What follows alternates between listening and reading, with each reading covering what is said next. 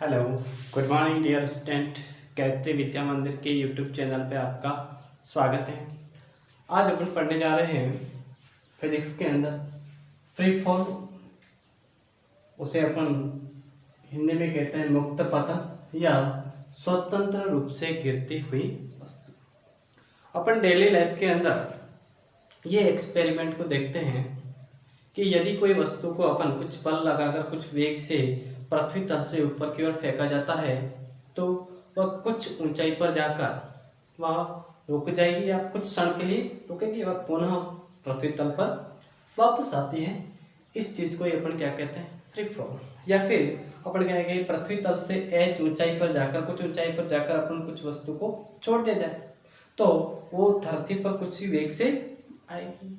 जब कुछ ऊंचाई पर थी वस्तु, सपोज करें अपने पास ये पृथ्वी है, यहाँ पर कोई वस्तु है, मान लेते द्रव्यमान क्या है इसका, m द्रव्यमान की वस्तु है, यहाँ पर इसका वेग 0 है। अब इसको अपन स्वतंत्र रूप से या छोड़ दिया जाए तो अब इसके वेग में निरंतर क्या होगा, परिवर्तन आएगा। अब ये जो गेंद है या वस्तु है वो किस बल के अधीन गति करेगी, गुरुत्वीय बल। ओके, गुरुत्वीय बल। अतः पृथ्वी इस वस्तु को क्या आकर्षण बल के द्वारा नीचे की ओर ले। ओके, अब यहाँ पर वस्तु को पकड़े रखा था तब इसका वेग क्या है, 0 है। जैसे ही अपन छोड़ेंगे तो इसके वेग के अंदर क्या होगी, वृद्धि, और वेग में परिवर्तन अर्थात क्या बताएगा, त्वरण। तो यहाँ पर जिस त्वरण से वो गति करेगी उसको अपन कहते हैं गुरुत्वीय त्वरण। कौन सा, गुरुत्वीय त्वरण, क्योंकि ये गुरुत्वाकर्षण बल के अधीन। अन्य कोई असंतुलित बल होता तो अपन उसको त्वरण लेते हैं, और गुरुत्वीय त्वरण क्या लिया जाएगा, जी। ठीक, और जी की वैल्यू फिक्स होती है 9.81 मीटर प्रति सेकंड। ओके, अब गुरुत्वीय त्वरण को कैसे परिभाषित करें कि पृथ्वी तल से कुछ ऊंचाई से अगर स्वतंत्र रूप से छोड़ दिया जाए तो वस्तु के वेग में जो परिवर्तन होगा, प्रति सेकंड वेग में परिवर्तन, वो गुरुत्वीय त्वरण के बराबर होगा। और वो कितना होता है, 9.81 मीटर प्रति सेकंड। इसको और कई जगह पर 9th क्लास के जैसे अपन लगभग इसको 10 के बराबर भी मान पर क्वेश्चन करते हैं। ठीक है, अब यहाँ पर बल किस दिशा में लग रहा है, किस दिशा में, तो इस डायरेक्शन के अंदर जो ए होगा वो ये जी है वो पॉजिटिव होगा। तो पृथ्वी तल की ओर आने पर जी अपने पास कैसा रहेगा, पॉजिटिव वैल्यू, और अपने पास पॉजिटिव 9.8 मीटर प्रति सेकंड। यदि इसको अपने पास इस दिशा के अंदर ऊपर की ओर फेंका जाए तो जी अपने पास कैसा, नेगेटिव वैल्यू, और वो 9.8 मीटर प्रति सेकंड ये अपने पास। ओके, तो फ्री फॉल समझ गए क्या होगा कि पृथ्वी तल से कुछ ऊंचाई से किसी वस्तु को स्वतंत्र या वहां से छोड़ दिया जाए तो वह मुक्त रूप से क्या, स्वतंत्र रूप से गिरती हुई धरती पर आती है और उसके वेग में निरंतर क्या होती है, बढ़ती। यहाँ पर वेग 0 होगा और यहाँ पर वेग कुछ आएगा जिस वेग से जमीन पर आएगी, इससे अधिक ही होगा। तो स्वतंत्र रूप से गिरती वस्तु तब इसका प्रारंभिक वेग जिस बिंदु से, तो इसका प्रारंभिक वेग क्या होता है, 0 होता है। और पृथ्वी तल पर वेग अपन ज्ञात कर सकते हैं।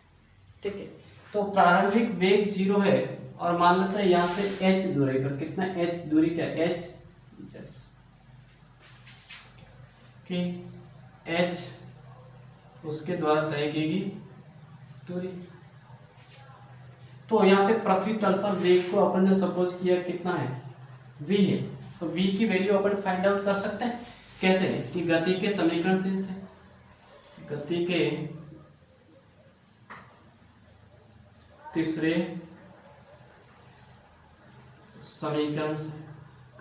गति का तीसरा समीकरण क्या कहता है कि v स्क्वायर बराबर u स्क्वायर प्लस 2as, और a बराबर यहाँ पे क्या है, g, और कैसा, पॉजिटिव जी, और s बराबर क्या है, h और u इज इक्वल टू प्रारंभिक वेग 0, देन v स्क्वायर बराबर 0 प्लस 2gh, देन v बराबर अंडर ऑफ 2gh।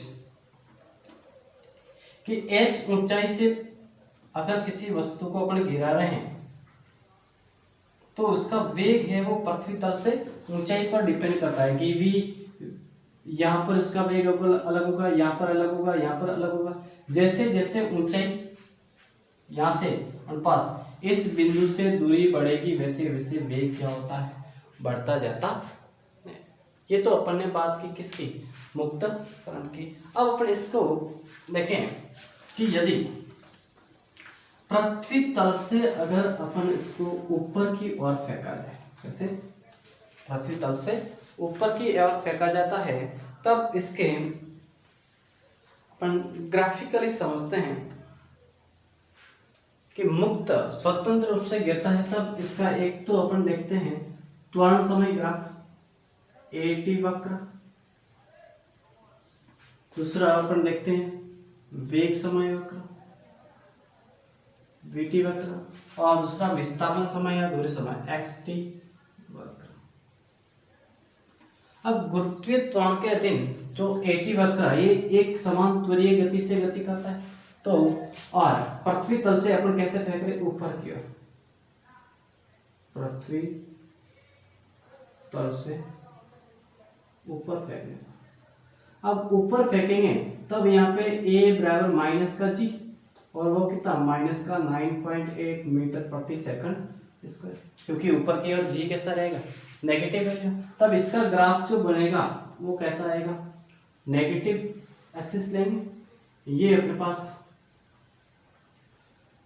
A, ये समय T, और यहाँ पे वैल्यू 0, -1, -0, -2, -4, -6, -8, -9, माइनस ये माइनस का 10।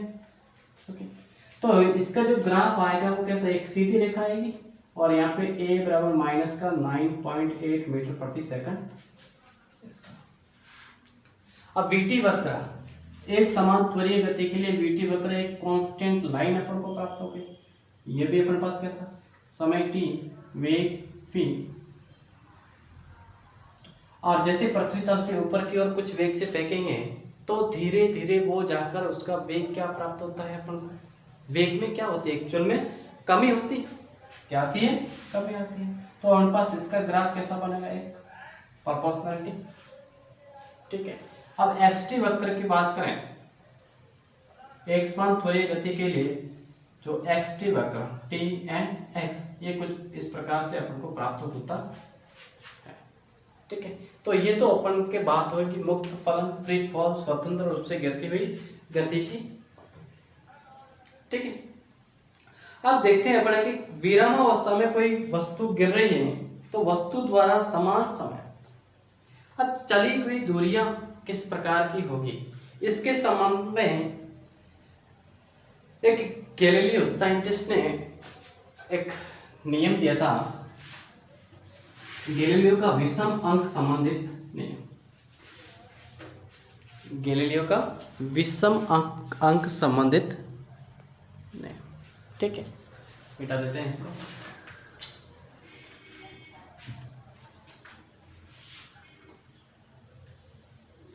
गैलीलियो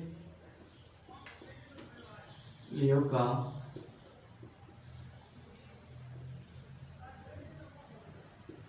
विषम अंक संबंधी कि इसने क्या कहा था कि यदि किसी वस्तु को अपन स्वतंत्र रूप से गिरा रहे हैं तो स्वतंत्र रूप से गिरती हुई वस्तु के एक समान समयांतराल के अंदर, क्या समान समयांतराल में जो तय की गई दूरियां हैं, क्या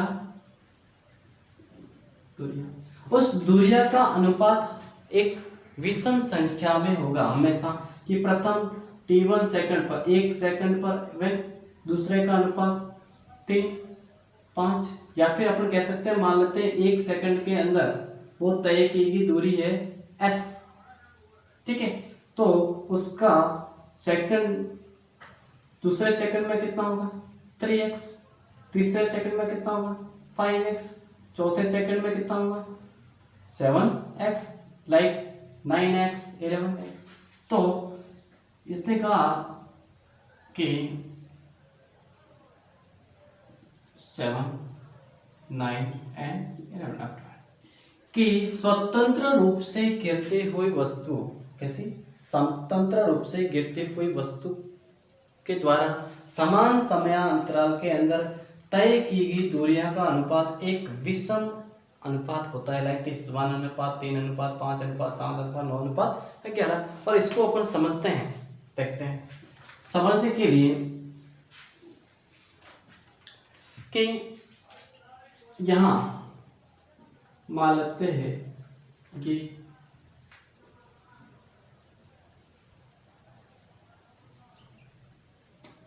यहां पर इसका वेग u = 0, ओके।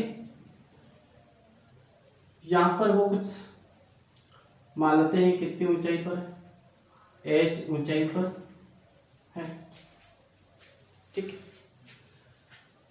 अब इसके द्वारा तय की गई दूरी आप जानते हैं स्वतंत्र रूप से गिरती है, तो इसके द्वारा तय की गई दूरियां एक गुरुत्वीय त्वरण के अधीन गति करेगी।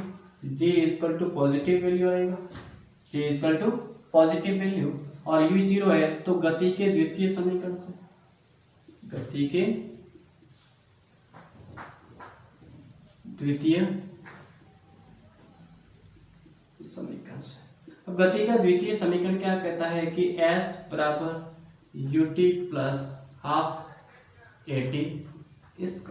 यहाँ पे u की वैल्यू अपन को 0 रखी है, s बराबर दे रखा है h एंड a बराबर प्लस का g। देन यहाँ से अपने पास क्या रहेगा, h = प्लस का 1/2 GT², प्लस का 1/2 GT। अब यहाँ पे अपन बात करें प्रथम सेकंड के अंदर, ऐसे ज्ञात करेंगे इसका, ठीक है। 1 सेकंड में तय की गई दूरी अपन देखें, 1 सेकंड में, तो t बराबर 1 रखें, तो s बराबर, इसको s1 कहें, वो कितना हो जाएगा 1/2 g, 1/2 g। इसी प्रकार 2 सेकंड में कितने, 2 सेकंड में तय की दूरी s2, और ये s2 कितनी होगी 1/2 g × 2 का स्क्वायर, तो s2 = 1/2 या 2g रहेगा। इसी प्रकार 3 सेकंड में देखें कि 3 सेकंड में तय की दूरी s3, और वो कितना होगा 1/2 g × 3 का स्क्वायर, या फिर 9/2g। अब ये जो दूरियां हैं वो ये 3 सेकंड में, ये 2 सेकंड में, ये 1 सेकंड में।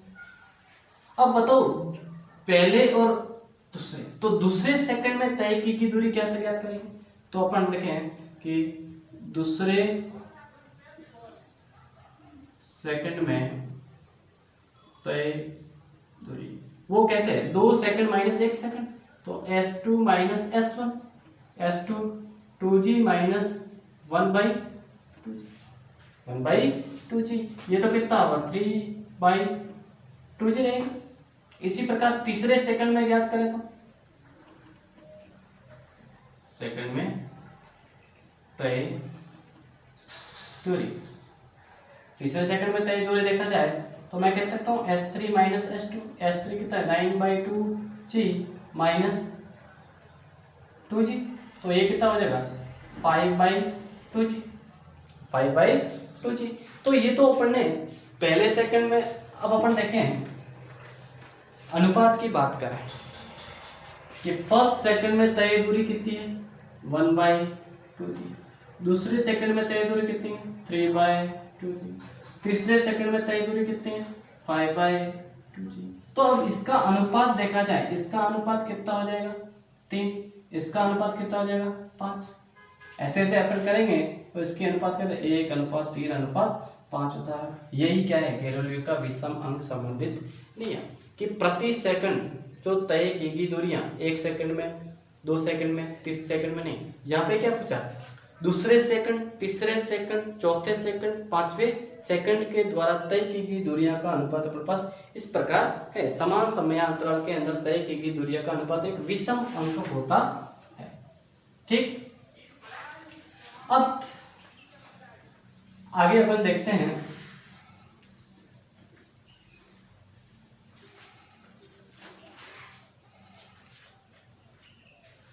वाहनों की अवरोधक दूरी। कुछ ऐसी एनसीईआरटी बुक है के अंदर टर्म्स है, बहुत ही सिंपल है लेकिन देख लेते हैं। वाहनों की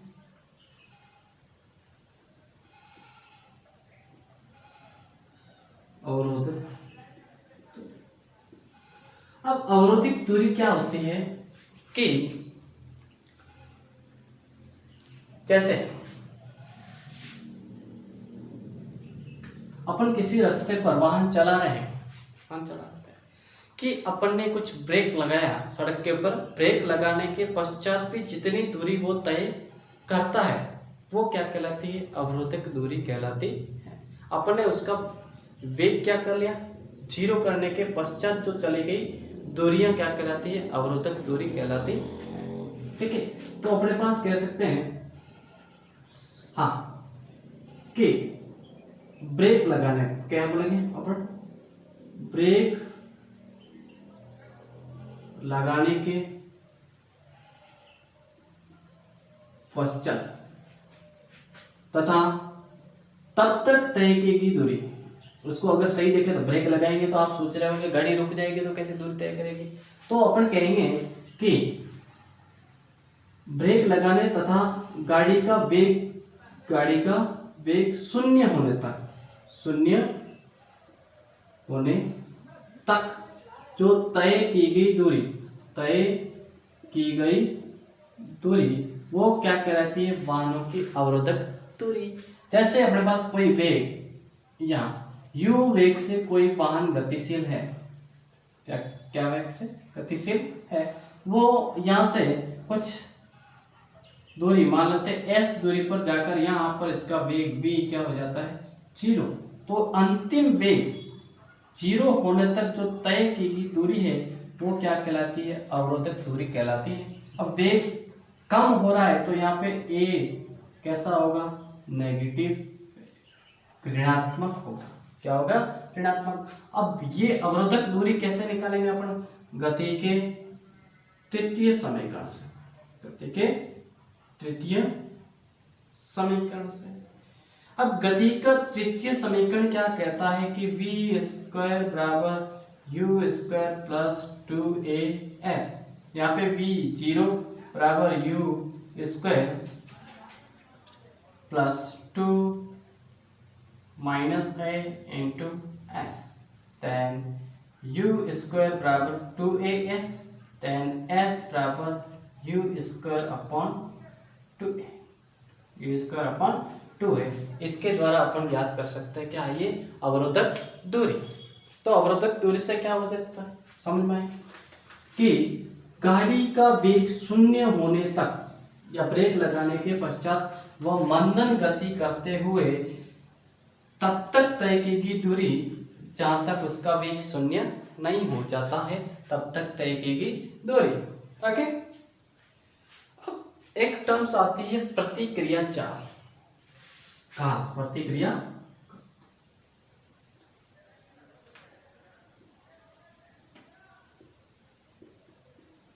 प्रतिक्रिया काल को आप अच्छे से समझते हैं, बचपन में आप खेला होगा। क्या करते हैं आपने वो थप्पड़ वाली चीज ऐसे रख के कोई थप्पड़ लगाता है, आप क्या करते हो हाथ को बोला जाता है कि जैसे ही वो हाथ को ऐसे लगेगा तब तक आप कितने समय के अंदर उसको रिएक्ट कर लेते हो, वही क्या है एक्चुअल में प्रतिक्रिया काल होता है। बेसिक समझते तो ये चीज होती है। जैसे अपने पास इसको समझने के लिए आप देखिए वाहन चला रहे हैं, क्या कर रहे हैं, वाहन चला रहे हैं। अब वाहन चलाते समय अब कोई घटना है, जैसे आपको आगे क्या दिखा, एक ब्रेकर दिखा, ब्रेकर दिखा। अब आपको लगा यहाँ से वाहन किसी स्पीड से चल रहा, आपको यहाँ ब्रेकर दिखा तो क्या लगाना पड़ेगा, ब्रेक लगाना पड़ेगा, ठीक है। तो आपको ब्रेकर दिखा, घटना दिखाई दी, और ब्रेक लगाने के लिए आपको पांव से उसको दबाना पड़ेगा। क्या करना पड़ेगा कि घटना होने और आपके रिएक्शन होने के बीच का जो समय अंतराल है वो क्या कहलाता है, प्रतिक्रिया काल कहलाता है। ठीक है, कि कितने समय के अंदर आप उसको क्या कर सकते हो, जल्दी से जल्दी कर सकते हो, वो क्या कहलाता है, प्रतिक्रिया काल कहलाता है। और प्रतिक्रिया काल को आप ज्ञात भी कर सकते हैं। जैसे हमारे पास स्वतंत्र रूप से कोई वस्तु गतिशील है कि यहाँ से यहाँ तक पहुंचने में लगा समय, यही प्रतिक्रिया काल है। क्या है, प्रतिक्रिया काल है, ठीक है। ये यहाँ से अपना s बराबर ut plus half at square से, यहाँ से t से अपन ये प्रतिक्रिया काल भी ज्ञात कर सकते हैं। ओके, जैसे u प्रारंभिक वेग 0 तो s बराबर 1/2 at square, tan t square बराबर 2s upon a, tan t बराबर अंडर ऑफ 2s अपॉन, ऐसे अपन इसको भी ज्ञात कर सकते हैं, ठीक है। चलिए, तो ये चीज होगी अपने पास प्रतिक्रिया काल, रिएक्शन टाइम कितना आप उसको क्विक रिएक्ट करते हो वो कहलाता है प्रतिक्रिया काल। ओके,